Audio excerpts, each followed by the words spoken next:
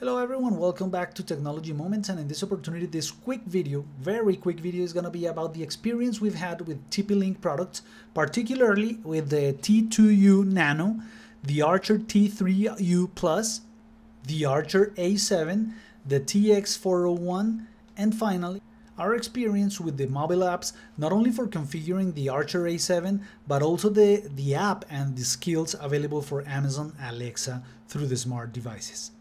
We invite you to watch our videos regarding the Archer A7, which is an outstanding router that has the capabilities of very advanced routers. It has been in the top 10 of the most reliable routers in a couple of years consecutively. It has many features, like for example turning your router into a NAS. It is a NAS but with less advanced features. But you're gonna love how you can connect a 4 terabyte hard drive and it'll recognize it immediately. The app, like I said, the app for configuring the router is very easy to use. We invite you to watch our quick setup of the Archer A7 and you will see that you will have it up and running, configured completely in no time.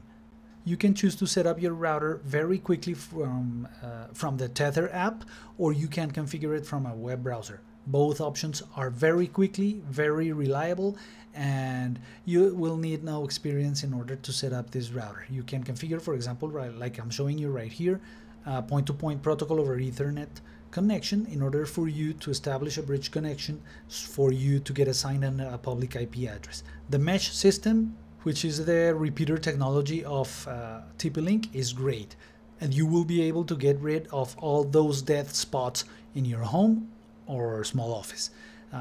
Another great advantage of using TP-Link is that you can link it with Alexa, and you can even disable or enable the guest network.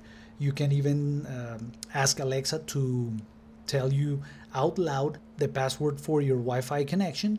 And as you can see right here, the experience with the Archer T2U and the T3U Plus is just great. Of course, we always like to show you real life examples, and you're going to be able to see at which speeds actually these devices are connecting to your network, at which speed they are actually establishing the connection, and which one is the speed at which your files are going to be transferred. For example, you're seeing here the comparison between the initial connection, which was made with the T3U Plus, and then we switched to the T2U Nano, which is the AC600 USB adapter, very small and very handy in order for you to fix very quickly connection to your Wi-Fi.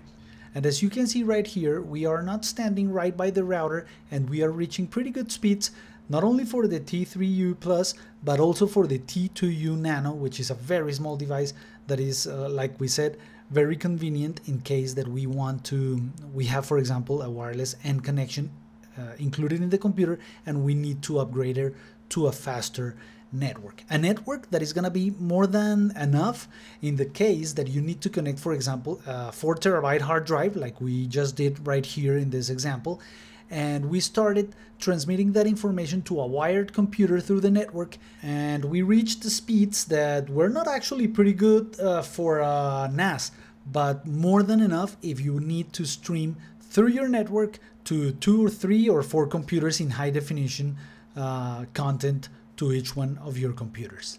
Something that is very, very useful nowadays, considering that even TVs have access to your local area network and you could access your router. Amazon Alexa has worked perfectly. We have used it over the years with these devices, these smart switches from TP-Link, these smart plugs.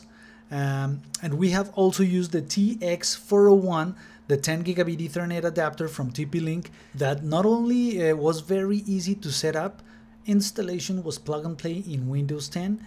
It is supposed to include the drivers for Linux, and you're going to be able to be part of greater networks as this robust switch from Unify that is going to be able to handle more than 380 gigabit per second as a throughput. As you can see right here, the graph of the network adapter once we installed it in a server that was making a network backup process that would just take too long. It would slow other processes or services in the network, and as you can see right here in the graph, that process is not going to even go to a 50% of the capacity of this 10 gigabit Ethernet adapter. Of course, you need to provide your network with a switch that will have at least one 10 gigabit Ethernet port. So thank you finally everyone for watching this quick video.